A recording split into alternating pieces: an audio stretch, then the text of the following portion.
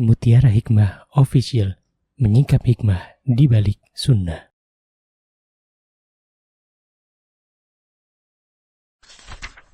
Salurkan donasi terbaik Anda untuk mendukung dakwah Mutiara Hikmah Official. Mari siapkan bekal akhirat kita. Jangan lewatkan kesempatan emas ini. Ayo kita berkontribusi dalam program pembangunan Masjid Mutiara Hikmah yang dibina langsung oleh Ustadz Hanan Yasir MA dan Ustazah Imro'atul Azizah. Raih pahala umroh setara haji dalam program Umroh Iktikaf Ramadan di tahun 2026. Perjalanan penuh makna, bimbingan penuh ilmu bersama Ustadz Hanan Yasir MA dan Ustazah Imro'atul Azizah. Tempat terbatas, daftarkan diri Anda sekarang juga. Jangan lewatkan sensasi umroh full faidah plus daurah fikih hijrah di bulan Syawal tahun 2026 bersama Ustadz Hanan Yasir MA dan Ustazah Imro'atul Azizah. Tempat terbatas, daftarkan diri Anda sekarang juga.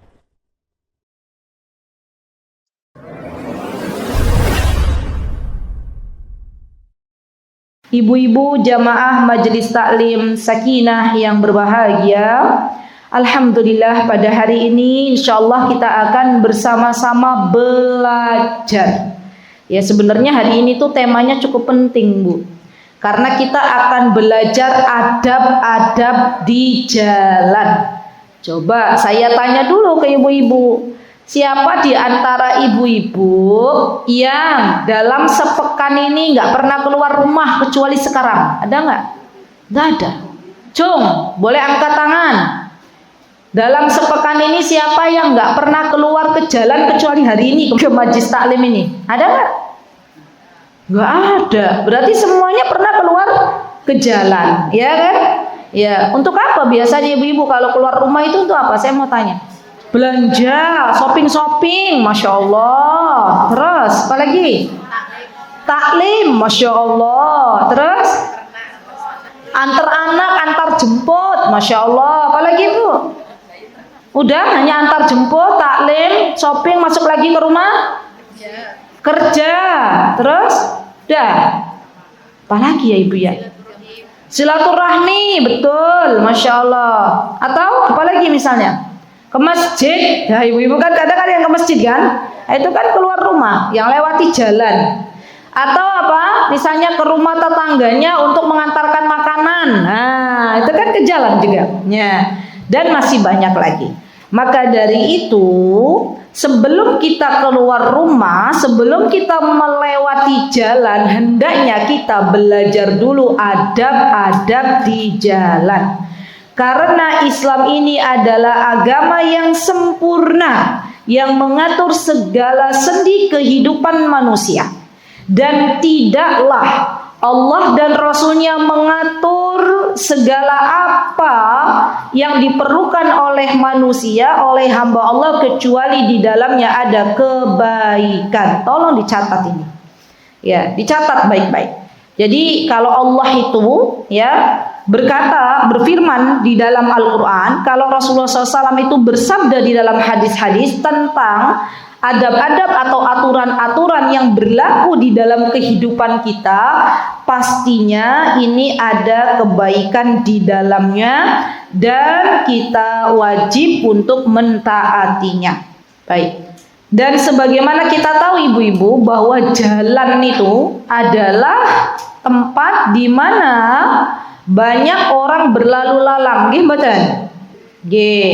Bahkan akhirnya ketika kita tahu bahwa jalan itu tempatnya orang berlalu lalang, kita sadar bahwa di sana ada haknya orang lain. Ya, bukan punya pribadi kita, tapi ada hak orang lain yang wajib kita hormati, wajib kita muliakan. Dan di jalan juga ada potensi bahaya bagi orang lain kalau kita nggak tahu adab-adabnya, yang bisa memudaratkan orang lain. Dan di jalan juga teman-teman, subhanallah, akan ada pahala yang dapat kita raih. Nah ini nih, kalau kita orang Islam tuh harus begitu. Kalau kita keluar rumah, itu yang kita pikirkan kita dapat pahala atau dosa? Yakin. Tapi banyak dosanya atau pahalanya? Orang keluar rumah, banyak pahala atau dosa, Bu? Kira-kira, Bu? 50-50, Ustaz. Ya. Nih, peluang dosa dan pahalanya itu banyak mana? Dosa. Oh, jujur ya.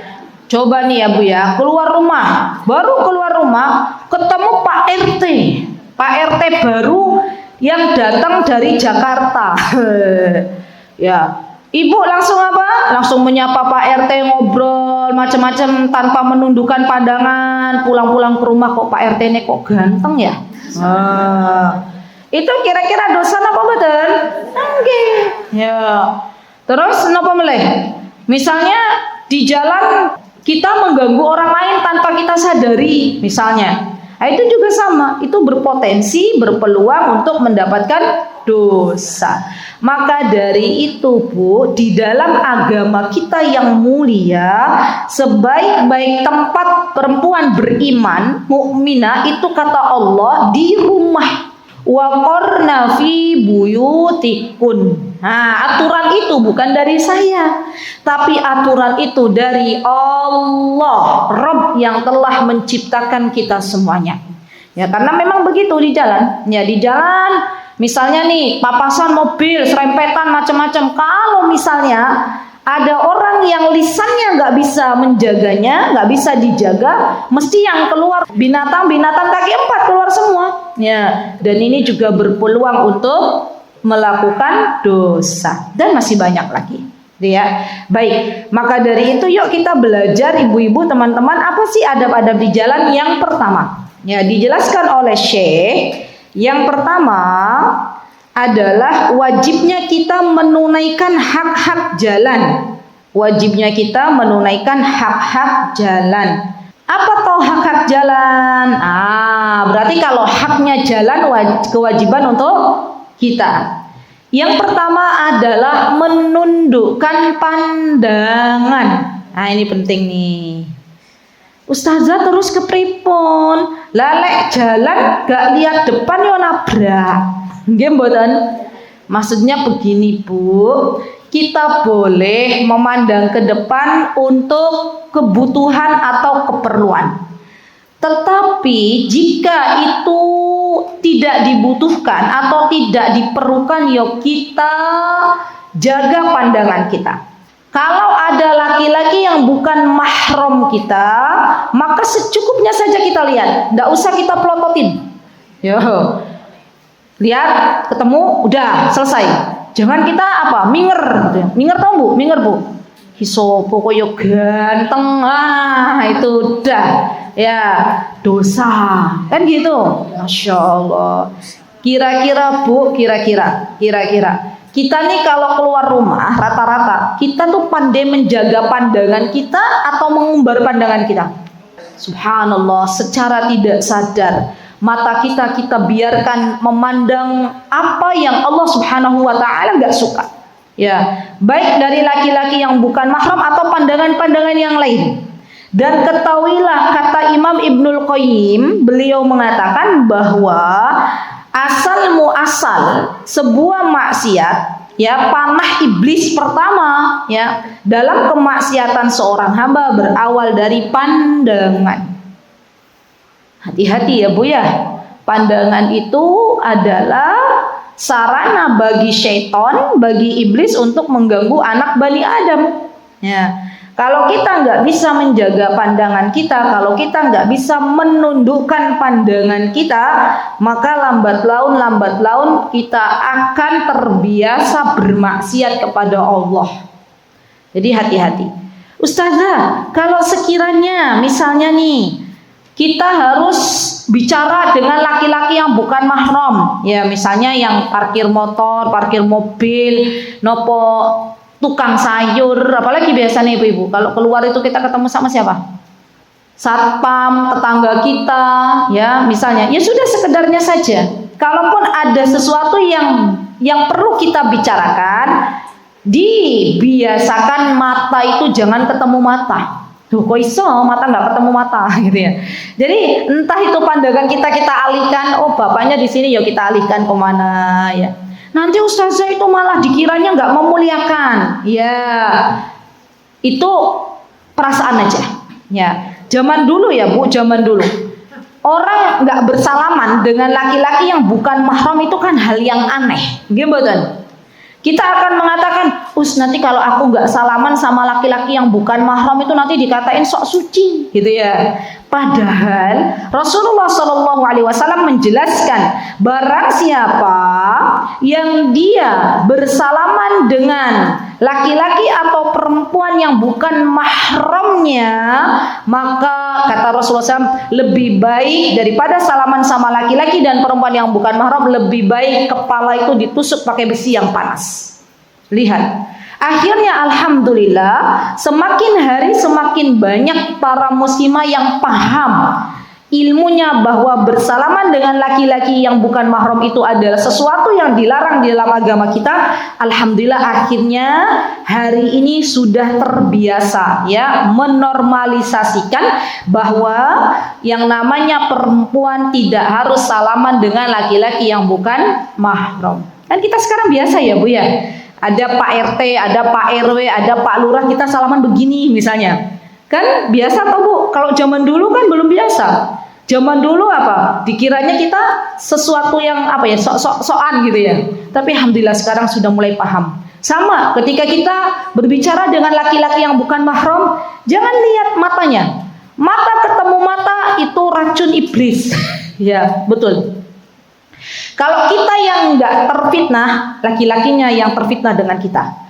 Kata laki-lakinya, ternyata ibu ini cantik juga ya, katanya. Ya, yang tadinya kulitnya black, ya perempuan tuh begitu. Kalau keluar dari rumah, setan mulai menghias-hiasi. Ya, yang kulitnya sawo matang, ya kulitnya black jadi black sweet. Iya, kata setannya gini. Gitu ya, bilang ke laki-lakinya, yang ada di depanmu itu ibu itu walaupun black sweet tapi manis. Ya, coba lihat hidungnya, masya Allah, gitu ya. Bibirnya ranum, waduh, masya Allah. Matanya apa Bu? Matanya belalak, gitu ya. Ya, suaranya lembut, ya. Itu tuh subhanallah gangguan tuh dari mana-mana. Si bapaknya ini biasa kalau di rumah dengar suara istrinya keras, ngomel-ngomel. Pas ketemu ibu ini kok suaranya lembut. Ya karena lembut. Ya. Jadi akhirnya apa? Terfitnah hanya dengan suaranya. Subhanallah, hati-hati. Jadi kalau kita mau muamalah dengan laki-laki yang bukan mahram, seperlunya saja. Ya, seperlunya apa-apa kita perlukan sudah selesai. Jangan panjang kali lebar kita ceritakan. Apalagi sampai curhat. Ya. Pak Ustadz mau curhat. Itu juga hati-hati. Taklim Bu, ibu-ibu keluar nih taklim. Ya taklim, kan bagus tuh taklim. Yang ngajar Ustadz. Nah itu juga hati-hati. Kalau mau bertanya jangan pelototin Ustadznya. Ya, tundukkan pandangan kita. Ustadz, maaf mau tanya, gitu ya. Tanyanya gimana? Ya kita seperlunya aja. Dan ciri khas ibu-ibu tuh kalau tanya, baik itu ke ustadz maupun ke ustadzah, diawali dengan jadi ustadz, gitu ya. Jadi ustadz, saya dan ya mulai itu curhatnya. Nah, itu juga subhanallah dihindari ibu-ibu. Kenapa? Karena syaitan itu ada di situ. Subhanallah.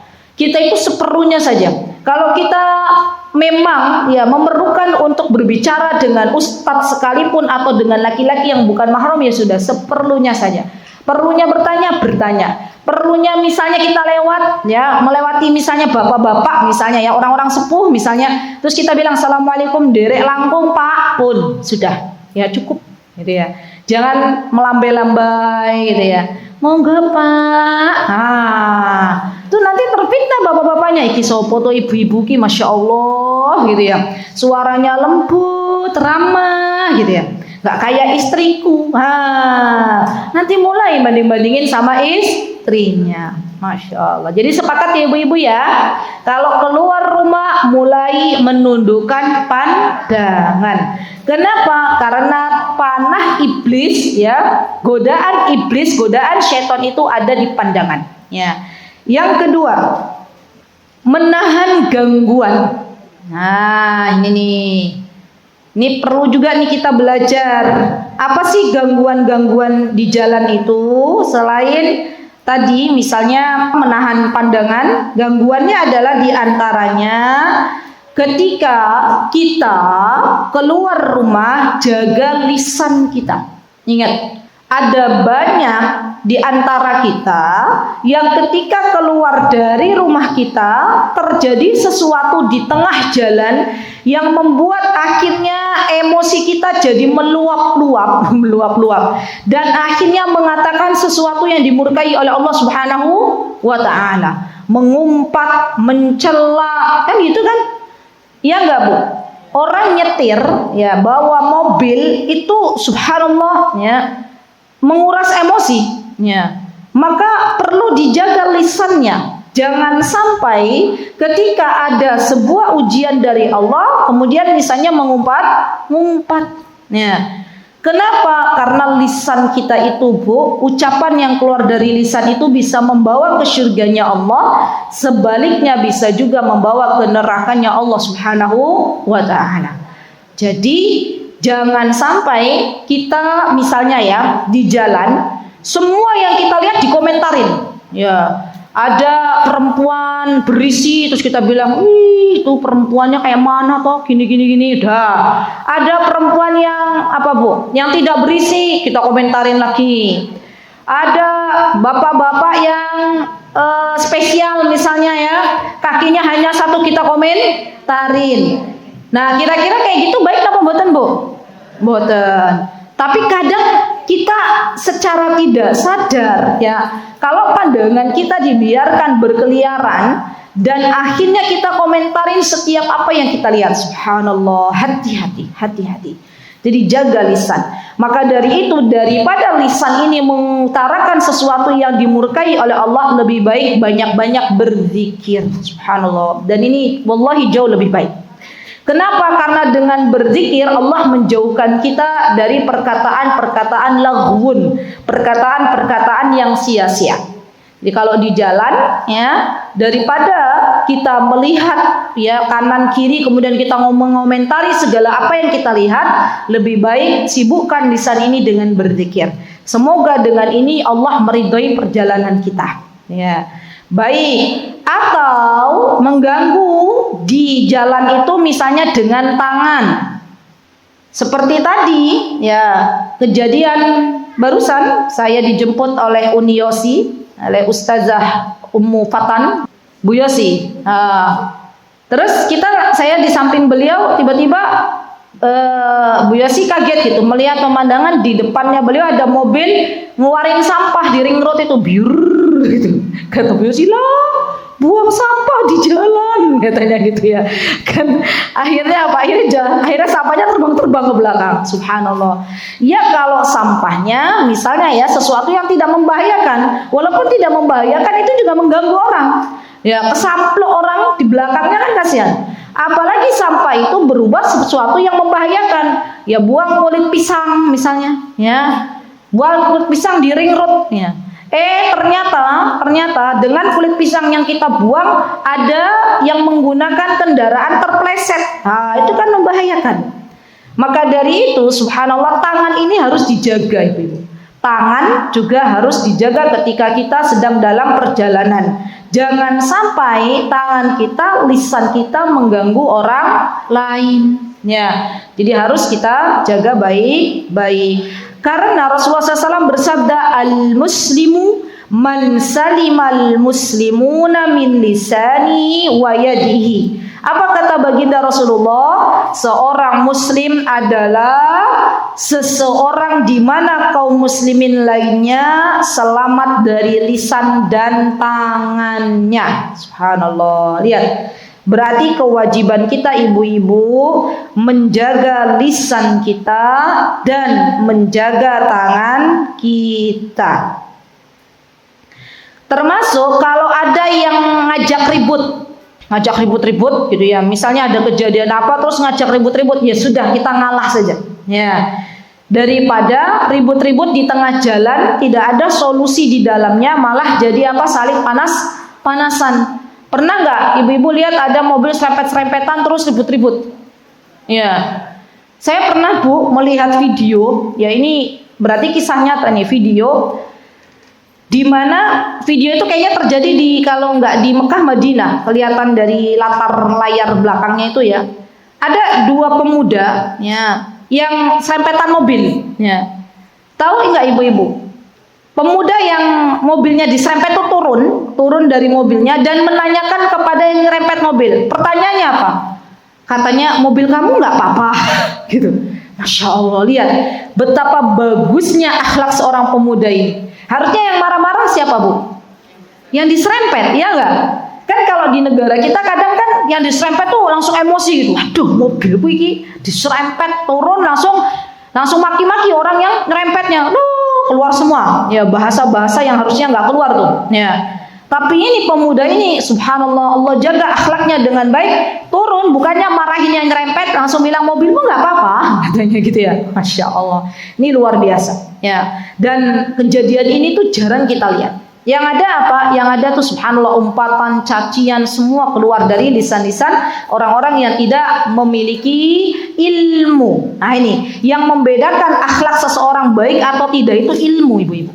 Subhanallah. Orang berilmu dia tahu. Berbaik sangka mungkin pemuda yang ngerempet itu mungkin gak sengaja. Pemuda yang ngerempet itu mungkin lagi buru-buru gitu. Jadi mereka Masya Allah lebih mengedepankan husnudonnya, lebih mengedepankan berbaik sangkanya daripada mengedepankan buruk sangka. Ya Masya Allah, ini perlu kita contoh ini ya Masya Allah. Baik. Kemudian termasuk teman-teman menahan gangguan dengan lisan, termasuk di dalamnya adalah kita berupaya, kata Rasulullah SAW, ketika bertemu dengan seorang muslim atau muslimah di jalan, maka hendaklah kita mengucapkan salam. Nah ini penting nih. Jadi mengucapkan salam dan menjawab salam itu bagian dari sesuatu yang dianjurkan oleh baginda Rasulullah SAW. Hukum mengawali salam itu sunnah, hukum menjawab salam itu wajib. Jadi kalau ada panjenengan di jalan ketemu besti kita bilang assalamualaikum, maka kita wajib untuk menjawab salam dengan lisan kita. Waalaikumsalam warahmatullahi wabarakatuh. Pareng napa mboten Bu jawab salam dari hati Bu, di hati Bu? Mboten. Ya. Salam, temennya bilang ke kita assalamualaikum Bu, terus kita diem aja. Bu yo dijawab, udah kok tak jawab ning hati. Itu mboten parang. Ya, yang namanya salam itu diucapkan. Ya. Siapa yang tahu kalau kita mengucapkan salam kepada orang lain kalau mengucapkannya dalam hati? Ya. Kita ngucapin salam kepada orang lain tapi dalam hati siapa yang mau jawab? Ya. Maka dari itu kita ucapkan salam dengan lisan kita, di mana suara kita bisa terdengar oleh orang yang kita sapa. Nah itu kaidahnya. Jadi mengucapin salam tuh nggak boleh dalam hati, juga nggak boleh terlalu lirih itu terlalu pelan. Assalamualaikum. Nah, gimana mau kita dengar ya? Nggak apa-apa. Ya, kita ucapkan dengan suara yang bisa didengar oleh teman kita atau orang yang diajak bicara oleh kita. Bu, zaman sekarang di antara tanda akhir zaman adalah kita hanya mengucapkan salam kepada orang yang kita kenal saja. Ya, padahal Rasulullah SAW memerintahkan kepada kita untuk mengucapkan salam baik yang kita kenal maupun yang tidak kita kenal. Selagi muslimah ini ya dia menunjukkan identitas dirinya sebagai seorang muslimah. Ya, jadi kalau ada ibu-ibu ya mau ke pasar pakai kerudung, ya pakai jarik, ya, ibu-ibu kan biasanya gitu ya kalau di pasar Jogja. Tapi pakai kerudung berarti kan muslimah. Maka enggak apa-apa kita mengucapkan salam, assalamualaikum Mbah, gitu ya misalnya. Ya, boleh silahkan. Tetapi kalau ada ibu-ibu nggak pakai kerudung, kita bingung. Ini tuh orang muslim apa bukan? Gitu kan ibu-ibu ya. Maka dari itu gunanya kita pakai jilbab agar mudah dikenali. Oh dia seorang muslimah. Oh ini bukan orang muslimah. Kan gitu. Jadi kalau memang identitasnya sudah jelas, maka boleh kita mengucapkan salam. Ustazah, tapi kan aku nggak kenal sama dia. Iya Bu, yang namanya salam itu doa. Bahkan subhanallah, cara termudah, coba ditulis deh Ibu, cara termudah biar kita bisa masuk surganya Allah adalah menyebarkan salam. Jadi ciri penduduk surga itu orang-orang yang ketika di dunia mudah lisannya, Allah berikan taufik kepadanya untuk mengucapkan salam. Ya. Kita mau masuk mobil, di dalam mobil ada orang lain, nggak apa-apa kita ucapkan salam, assalamualaikum, gitu, minimal assalamualaikum. Dan dalam menjawab salam ibu-ibu, disunahkan untuk menjawab lebih. Ya, jadi kalau besti kita bilang assalamualaikum, ibu-ibu jawab napa? Kalau besti kita bilang assalamualaikum warahmatullah, ibu-ibu jawab napa? Pinter semua, masya Allah, diamalin ge, masya Allah. Kita rata-rata kalau ada besi kita bilang assalamualaikum, jawabnya apa? Waalaikumsalam, kan gitu ya. Padahal kalau kita kasih lebih, maka itu baik bagi kita, masya Allah. Jadi kadang lisan tuh berat ya, mengucapkan sesuatu yang lebih, padahal itu pahala. Ya, maka dari itu, yuk Bismillah, biasakan mengucapkan salam baik kepada yang dikenal maupun kepada yang tidak kita kenal. Yang jelas identitasnya sudah ada. Baik. Kemudian ibu-ibu, di antara ya menjaga lisan dan menjaga tangan misalnya nih, di antaranya adalah ketika di jalan misalnya ada yang bertanya, misalnya ada orang bertanya ke kita nih, kita sama-sama lagi di jalan, di rest area misalnya. Terus ada orang tanya ke kita, Bu, arah ke Jogja itu ke arah mana ya? Maka sebaiknya kita tunjukkan jalan yang lurus. Jalan yang lurus, jangan menyesatkan. Ini walaupun itu sudah ada tandanya, kami tuh sering ya ibu-ibu, sudah pakai Google Map. Biasanya kalau dari Surabaya ini, ya, sudah pakai Google Map dari arah Surabaya itu. Penunjuk jalannya tuh nggak jelas gitu loh. Ada arah Cawang itu kalau mau ke Jogja. Itu pernah kami sekali apa 2 kali ya. Akhirnya itu bukan ke arah Jogja tapi ke arah Jombang gitu ya. Astagfirullahaladzim, kenapa kita ke sini gitu ya. Karena penunjuk jalannya nggak jelas. Nah, maka dari itu ketika ada orang bertanya kepada kita, menanyakan rumahnya fulanah di mana, alamatnya di mana, maka kewajiban kita memberitahukan orang tersebut dengan jelas. Dan ingat, ketika kita memberitahukan orang dengan alamat yang jelas, maka kita akan mendapatkan pahala di sisi Allah Subhanahu wa ta'ala. Masya Allah. Jadi apa yang kita perbuat di dunia ini nggak sia-sia, Bu. Ya, kita ngasih tahu petunjuk jalan ke orang, maka kita dapat pahala.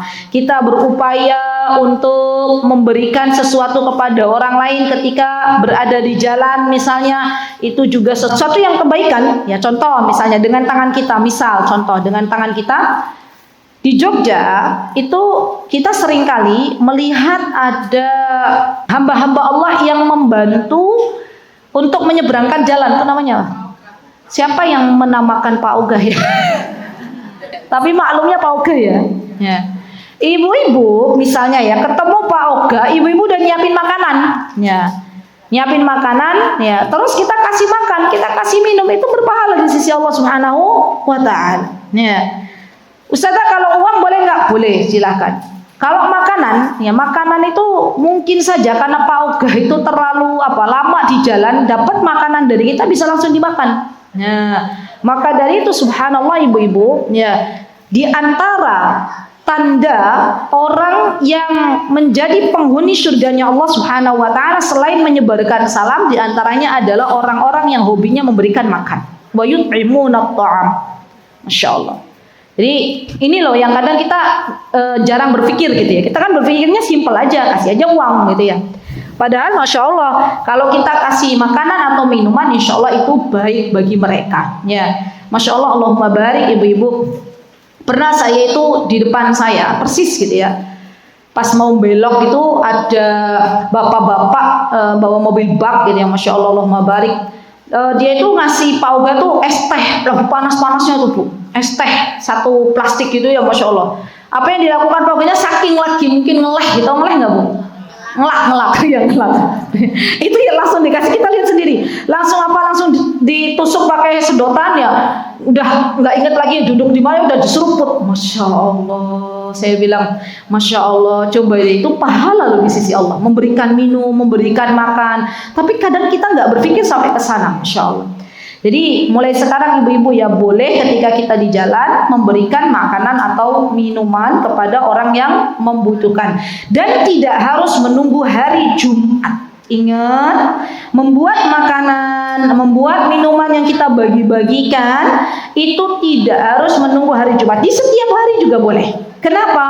Karena kita tidak akan pernah tahu nyawa kita kapan dicabut oleh Allah Subhanahu wa taala. Kita udah punya niat, nanti hari Jumat mau bagi-bagi makanan, ternyata hari Rabu diwafatkan sama Allah. Ya, berarti nyampe nggak pahalanya sama kita? Enggak. Uang yang tadinya mau kita belikan makanan akhirnya menjadi warisan bagi keturunan kita.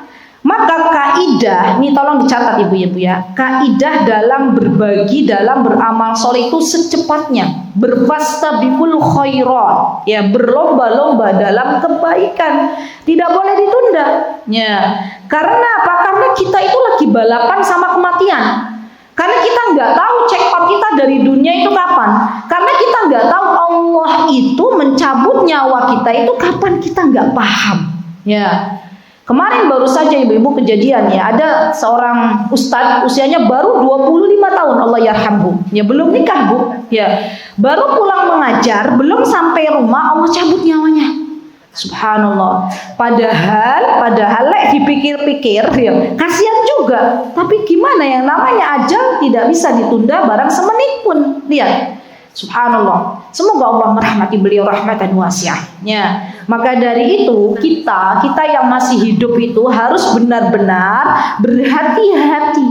Mari kita berlomba-lomba dalam kebaikan. Ya bisa jadi di hari Selasa kita bagi-bagi makanan, paginya, sorenya kita diwafatkan oleh Allah Subhanahu wa taala. Artinya kita sudah dapat tabungan. Tabungan apa? Tabungan pahala memberikan makan kepada orang yang membutuhkan. Gitu ya. Baik. Ya berarti itu adab ya, ketika berada di jalan kita boleh memberikan makan atau minum kepada orang yang sedang berada di jalan. Atau misalnya begini Bu, ibu-ibu lagi berangkat nih sama tetangganya, mau berkunjung misalnya ya, maka hendaklah kita berlomba-lomba ketika di perjalanan mau berkunjung ke rumah siapa, misalnya suami istri berangkat, ketika berada di jalan ya, kan biasanya berhenti sebentar nih ya, nyari makan. Itu sebaiknya kita tuh berebut untuk mentraktir, bukan menunggu untuk ditraktir. Nah, jadi hobi traktir makan orang lain itu adalah akhlak yang baik.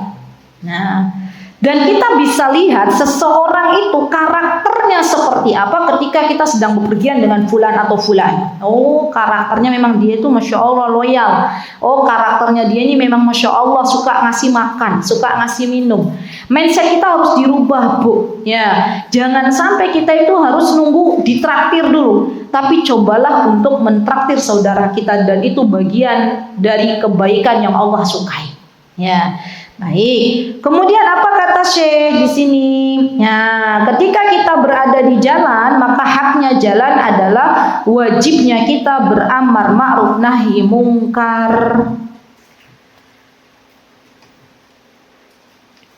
Amar ma'ruf nahi mungkar itu apa Ustazah? Amar ma'ruf nahi mungkar itu adalah kita mengajak orang untuk berbuat baik dan mencegah orang lain untuk berbuat kemungkaran. Dan amar ma'ruf nahi mungkar ini berlevel-level ya.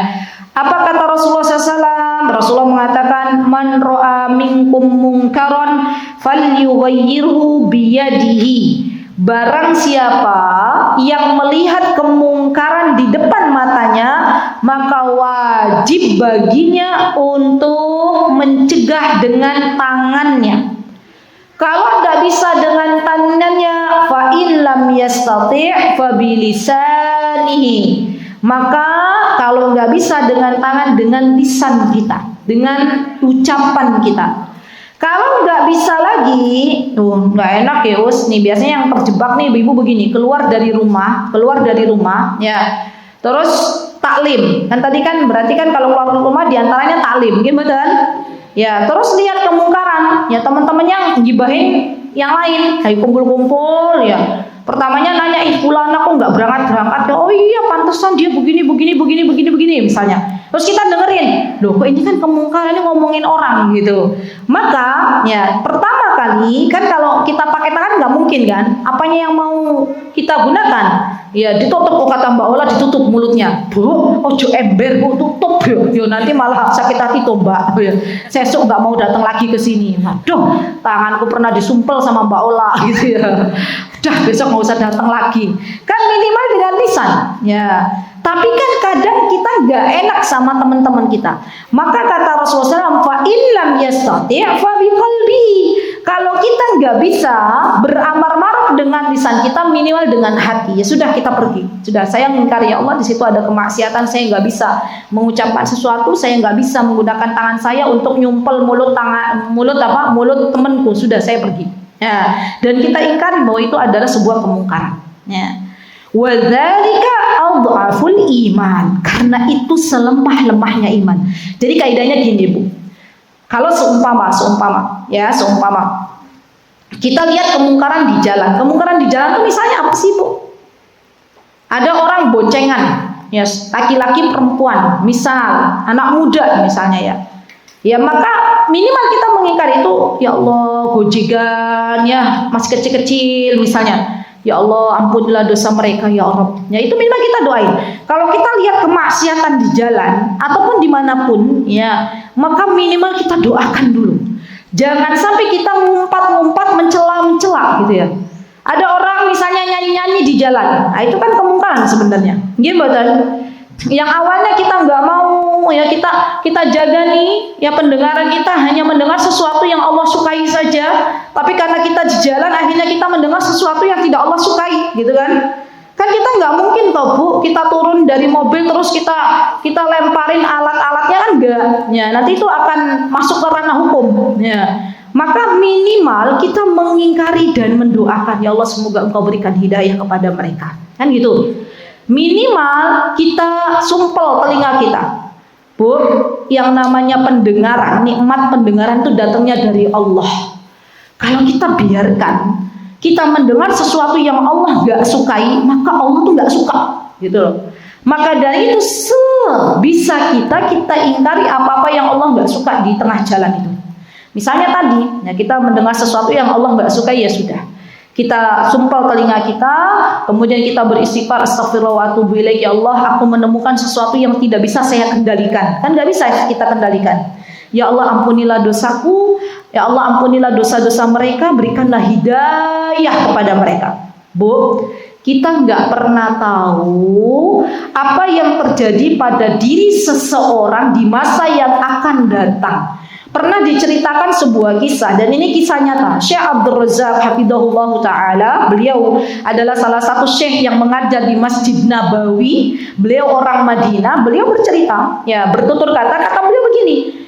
Waktu malam Ramadan, beliau mau ke masjid, ya mau mengejar malam Lailatul Qadar. Kemudian beliau itu ngisi bensin di Mahattah. Mahattah itu tempat pengisian bensin, namanya Mahattah. Beliau melihat anak-anak muda lagi dengerin musik, lagi ya. Maka syekh mulai, masya Allah, kalau orang-orang Arab, saya yakin mereka itu orang-orang Madinah, Yaman, Mekah, itu mereka terbiasa berdakwah. Tahu ibu-ibu berdakwah? Ya bicara nggak apa-apa. Ya. Maka syekh ini mengajak anak-anak muda ini untuk ke masjid. Anak-anak muda, bertakwalah kepada Allah, malam ini nih malam ganjil, ya 10 hari terakhir Ramadan, ayo kita cari Lailatul Qadar. Kata syekh, waktu itu anak-anak muda itu ya diem aja gitu loh, maksudnya nggak ikut. Ayo syekh aku ikut, nggak, biasa aja. Subhanallah ibu-ibu, apa yang terjadi di masa yang akan datang? Ada orang datang ke syekh dengan penampilan yang syekh melihatnya dia adalah orang baik gitu ya, masya Allah, penampilannya bagus, datang ke syekh. Ya syekh, kata beliau, Apakah Anda ingat dengan kejadian pada suatu hari malam-malam Anda mau ke masjid, ya, kemudian Anda menegur kami waktu itu saya sama teman-teman lagi dengerin musik gitu, lagi ketawa-tawa. Kemudian Anda mengingatkan kami untuk ke masjid. Ya, tak lupa biasanya syekh itu kalau mengingatkan bukan hanya mengingatkan tapi mendoakan. Ini nih yang sering kita lupa. Kalau kita sedang melihat kemaksiatan di jalan, maka jangan sampai kita luput dari mendoakan kebaikan untuk saudara kita. Maka kata laki-laki ini, wahai syekh, di antara sekelompok pemuda itu ada saya di antaranya. Maka ketika hari setelah saya bertemu dengan Anda, Allah berikan nikmat hidayah, petunjuk kepada saya. Saya tinggalkan ya pertemanan saya yang enggak baik, Masya Allah, dan saya sekarang alhamdulillah suka datang ke masjid. Lihat Bu, betapa mudahnya Allah membolak-balikan hati manusia. Ya, jadi kalau di tempat kita kan kayaknya kita itu jarang ya Bu, misalnya ada orang bermaksiat terus kita bilang berhenti wes, ojo bermaksiat. Itu jarang sekali. Bahkan di Yaman dulu waktu saya masih menuntut ilmu di sana Bu, itu biasa Bu, di sana itu kalau kita lagi numpak di bis, ya jadi penumpang di bis umum, tiba-tiba tuh ada orang ke depan ya, terus ceramah. Iya, Masya Allah, Allahumma barik. Ceramah Bismillahirrahmanirrahim. Assalamualaikum warahmatullahi wabarakatuh. Innalhamdulillah. Ya ayuhan nas, wahai manusia, bertakwalah kepada Allah. Ya udah, kita tuh dengerin. Orang ini udah selesai, duduk, ada lagi yang lain. Subhanallah. Dan itu biasa terjadi di sana. Ya, di kita kalau perjalanan di bis yang ada pengamen, gimana? Cerang itu kan ya. Nah, itu dia. Maka dari itu, subhanallah, semoga Allah subhanahu wa ta'ala mengampuni segala dosa-dosa kita dan dosa-dosa kaum muslimin yang ada di negara kita, dan semoga Allah subhanahu wa ta'ala menjadikan negeri ini negeri yang Allah subhanahu wa ta'ala ridhoi. Amin, Allahumma amin. Baik, kemudian ibu-ibu ya, tadi sudah ya, menghilangkan sesuatu yang mengganggu di jalan, itu udah. Oh ya, termasuk diantaranya tadi kan nggak boleh buang sampah sembarangan. Termasuk diantaranya menghilangkan sesuatu yang berada di jalan. Misal contoh, panjenengan baru keluar rumah, tiba-tiba Allah uji. Kan semua kehidupan kita itu ujian ibu-ibu. Panjenengan keluar dari rumah, tiba-tiba di jalan depan rumah panjenengan ya, itu melihat ada ranting pohon, ya ranting pohon, di mana kalau kita tahu ranting itu dibiarkan ya khawatir mengganggu orang yang berada di jalan. Maka jenengan singkirkan itu ranting, ya disingkirkan, kemudian memohon kepada Allah agar diberikan pahala dan panjenengan dapat pahala. Jadi kalau kita lihat ada batu, ranting, paku, apalagi Bu kalau kita lihat? Mangga jatuh, ya. Itu kita singkirkan. Jangan sampai kita biarkan pahala itu akhirnya nggak kita dapatkan. Kesempatan di depan mata sudah ada, tapi karena kita nggak mau meraih pahala, maka kita biarkan aja. Udah deh, aku jalan aja, toh ini bukan jalanku. Apalagi waliyadzubillah ada bilang begini, udahlah rapopo gitu ya. Nanti juga ada yang nyingkirin ya. Berarti yang nyingkirin itu dapat pahala. Ya, ini menghilangkan gangguan di jalan, termasuk bagian dari iman. Apa kata baginda Rasulullah SAW? Al-imanu bid'un wa sab'una syu'bah. Wa afdaluha qawlu la ilaha illallah wa adnaha imatatul adha 'anil thariq. Ya, yang dimana Rasulullah mengatakan selemah-lemah iman adalah ketika seseorang menghindarkan gangguan yang bisa menghalangi kaum muslimin ketika berjalan. Termasuk Bu, nah ini nih PR lagi nih. Jadi kemarin itu saya dan Ustadz Hanan mau ke sebuah tempat ya di daerah Prawiro Taman itu ya. Terus waktu itu gerimis gitu loh Bu. Subhanallah, di trotoar itu ada yang berjualan. Ingat loh Bu, trotoar itu milik pribadi atau milik umum? Milik umum. Ya, maka nggak boleh kita menggunakan trotoar untuk berjualan, nggak boleh. Bahkan ada fatwa salah satu ustadz yang mengatakan hasil dari jualan orang di trotoar itu tidak halal. Masya Allah, ini hati-hati. Jadi yang namanya trotoar ini pada hakikatnya diperuntukkan untuk orang yang berjalan kaki. Pernah ibu-ibu lihat di Yogyakarta ada trotoar digunakan untuk jualan? Ada banyak ya Bu ya. Ya paginya jualan es teler, malamnya jualan pecel lele, paginya jualan pecel pincuk, sarapan gitu ya. Siangnya jualan makan siang, malamnya jualan makan malam. Padahal itu jualannya di mana?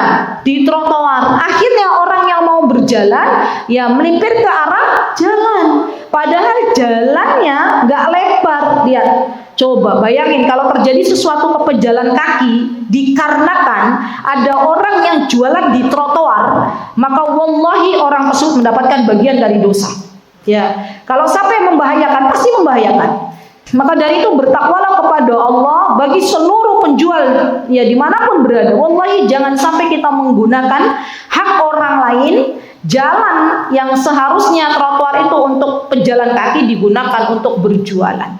Kan kita pengennya yang namanya berdagang, mencari nafkah itu dari sesuatu yang halal. Ustazah, tapi lek dekengan pusake kuat. Tahu dekengan pusat kuat? Yo. Tahu dekengan pusat kuat, Bu? Bayar. Itu biasanya nggak pergi-pergi gitu ya. Maka dari itu bertakwalah kepada Allah ya. Siapapun Anda yang ada di pusat ya jangan sampai mau dibayar oleh pedagang hanya untuk bisa jualan di trotoar. Hasil suapnya itu adalah sesuatu yang tidak Allah sukai. Ya, jadi kita doakan bagi teman-teman penjual yang masih jualan di trotoar, kita doakan ya Bu ya, semoga Allah melembutkan hatinya, semoga Allah memberikan rezeki yang lebih banyak dan barokah sehingga Allah berikan kesempatan untuk jualan di ruang atau di di tempat yang sudah disediakan untuk berjualan. Amin, Allahumma amin. Begitu nggih. Jadi ini fenomena yang memang banyak kita lihat ya, terutama yang ada di kota kita yaitu di Yogyakarta. Dan jangan sampai kita ikut-ikutan. Oh, temenku rapopo kok Ustazah jualan di jalan aman-aman saja, jualan apa? Jualan es teh jumbo. Laris malah gitu ya. Jualan apa? Jualan es apa? Yang lagi viral tuh es apa? Asmanipun? Es dawet. Nah, hati-hati. Yang namanya dosa kalau ada yang ngikutin maka kita pun dapat dosanya. Ya kalau kita melakukan sesuatu dari dosa kemudian ada yang ngikutin tadinya di trotoar nggak ada yang berjualan, tiba-tiba kita mendahului ada jualan, yang lain ikutan semua dosanya orang lain itu kita juga kena. Masya Allah, itu hati-hati. Begitu ya ibu-ibu ya. Baik. Kemudian apalagi ibu-ibu, di antara adab di jalan dilarangnya kita untuk membuang hajat di jalan yang bisa dilalui orang banyak. Jadi nggak boleh yang namanya buang air kecil apalagi buang air besar di tempat-tempat yang biasa dilalui oleh banyak orang. Ya, termasuk kita sudah pernah membahas nggak boleh juga kita buang air kecil di bawah pohon. Ya, jadi kan jangan sampai pohon itu yang seharusnya bisa dijadikan sebagai tempat berteduh di kala terik matahari yang panas karena bau pesing gitu ya. Akhirnya apa Bu? Akhirnya nggak ada yang mau berteduh. Berarti ini juga termasuk mengganggu jalan. Dan katakan kepada anak laki-laki kita, teman-teman, bahwa sesungguhnya nak kalau kamu mau buang hajatlah di tempat yang sudah disediakan, yaitu di toilet ya. Kalau kebelet gimana? Ya cari tempat yang memang jauh dari kerumunan atau keramaian manusia, gitu ya. Baik. Kemudian di antara adab di jalan, ya apa di antara adabnya kata Rasulullah SAW? Di antaranya adalah membantu orang lain ketika membutuhkan bantuan. Ya misalnya kita lagi di jalan menemukan orang kok bawaannya banyak, ya. Maka kita sebagai seorang yang beriman menawarkan bantuan ya untuk saudari kita agar mau kita tolong dibawakan bawaan yang banyak. Ya, jadi masya Allah ya teman-teman, membantu itu sesuatu yang berpahala di sisi Allah Subhanahu Wa Taala. Sesuatu yang sepele di hadapan manusia belum tentu sepele di hadapan Allah. Kalau niat kita menolong orang lain, maka pasti kita akan mendapatkan pertolongan dari Allah Subhanahu wa taala. Jadi tips mendapatkan pertolongan dari Allah adalah banyak-banyak nolong orang. Dah, itu kaidah. Wallahu fi aunil 'abdi ma kana al-'abdu fi auni akhi. Pertolongan Allah itu dekat kepada orang-orang yang suka menolong orang lain. Ya, ada orang ya lagi kesulitan di tengah jalan, kita bantu gitu ya, masyaallah. Baik, termasuk ibu-ibu ya yang perlu diperhatikan di jalan, kalau nyetir itu fokus. Jangan sampai membahayakan orang yang ada di belakangnya. Misalnya apa, Us? Misalnya Bu ya, kita mau belok kanan, ritingnya kiri. Oh, kira-kira wonten apa mboten? Wonten. Kan kita ritingnya tadi kemana? Kanan. Ya, orang yang di belakang kita udah mepet kiri. Oh, berarti dia mau belok kanan. Tiba-tiba kita biur kemana, Bu? Ke kiri. Subhanallah, itu membahayakan orang lain, tidak boleh. Ya, maka dari itu fokus. Kalau kita mau mengendarai kendaraan, berdoa, ya minta sama Allah. Lek sudah nggak mau belok, ritingnya dimatikan. Ya, sering saya lihat, ya ini nggak ibu-ibu, nggak bapak-bapak. Kalau zaman dulu ibu-ibu aja, sekarang bapak-bapak ikut-ikutan. Ya, sudah nggak belok-belok, ritingnya nggak dimatikan. Ya kita yang di belakang pelan, nih kapan beloknya, gitu ya. Ada belokan, tetap aja dia lurus. Ya Allah, ini hati-hati nih, gitu ya. Biasanya tuh kita yang berada di belakang orang-orang yang seperti ini, masya Allah, gitu ya. Ini kita nggak paham ini orang ini mau belok apa nggak, ritingnya kok nggak dimatikan. Ah, itu hati-hati ya Bu ya. Jadi mulai hari ini naik motor, ya ibu-ibu terutama naik mobil, tuh lihat rating. Kita mau kemana nih? Belok kanan atau belok kiri? Dan itu hati-hati. Jangan sampai membahayakan orang lain. Termasuk panjenengan yang pakai jilbab-jilbab besar, ya. Kalau naik motor, tolong jilbabnya diangkat sedikit. Jangan sampai nutupin, ya apa tuh? Lampu sen, lampu apa tuh namanya? Oh, lampu riting, ya. Udah jilbabnya tebel, ngawer-ngawer, gitu, betul? Misalnya, sampai orang yang di belakang ini bingung, iki ono mau apa? Kelop-kelop, tapi kelopnya yang sebelah mana? Nah, itu nggak boleh, ya. Jadi sebisa mungkin kita itu Kita itu sebisa mungkin jangan menjadi orang yang akhirnya membahayakan orang lain, ya. Yuk bismillah ibu-ibu, kita bareng-bareng. Kalau kita pengen orang lain tidak mendatangkan bahaya bagi kita, maka kita juga sebisa mungkin tidak mendatangkan bahaya bagi orang lain, gitu ya. Jadi tadi tuh PR-nya hati-hati, rating motor ya. Itu tuh kadang dijadikan sebagai hal yang sepele, tapi ternyata itu membahayakan bagi orang yang ada di belakang kita.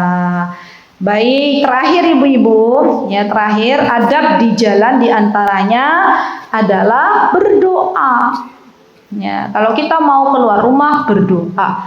Kalau kita mau naik kendaraan berdoa. Ya, subhanalladzi sakhkhara lana hadza wa ma kunna lahu muqrinin wa inna ila rabbina lamunqalibun. Mau keluar rumah bismillah tawakkaltu 'alallahi la haula wa la quwwata illa billah. Ya, termasuk itu bagian dari adab. Ya, wallahu taala a'lam. Itu yang bisa saya sampaikan, semoga bisa diambil manfaatnya. PR Bu, PR-nya sekarang saya izin memberikan PR panjenengan nanti kalau naik kendaraan fokus. Ya, tadi rating kanan ya beloknya kanan. Rating kiri ya belok kiri. Kalau sudah selesai ratingnya dimatikan. Nah, ya. Tujuannya apa Bu? Biar tidak membahayakan orang lain. Subhanallah. Kalau kita punya niat ya Bu, ya Allah, saya nih mau rating kanan belok kanan. Dengan niat nggak membahayakan orang lain yang ada di belakang saya, sudah ditulis pahala di sisi Allah. Subhanallah. Pahala tuh Bu. Argo pahala kita naik. Ya, niat biar tidak membahayakan orang lain. Ya, sama. Ketika misalnya kita melakukan sesuatu dengan niat yang menjauhkan bahaya yang diterima oleh orang lain, apapun apapun itu aktivitasnya kita juga dapat pahala. Ya, jadi sering-seringlah niat yang baik karena sesungguhnya di dunia ini kita hidup untuk menanam kebaikan yang akan kita panen hasilnya nanti di akhirat. Semoga Allah Subhanahu wa taala menerima segenap amal ibadah kita. Semoga Allah Subhanahu wa taala senantiasa menjaga kita dari sesuatu yang tidak diinginkan. Semoga Allah Subhanahu wa taala mensolihkan anak keturunan kita. Semoga Allah Subhanahu wa taala memberikan kebahagiaan untuk kita di dunia dan di akhirat, dan pada akhirnya semoga Allah Subhanahu wa taala memasukkan kita ke dalam surganya tanpa hisab dan tanpa adab.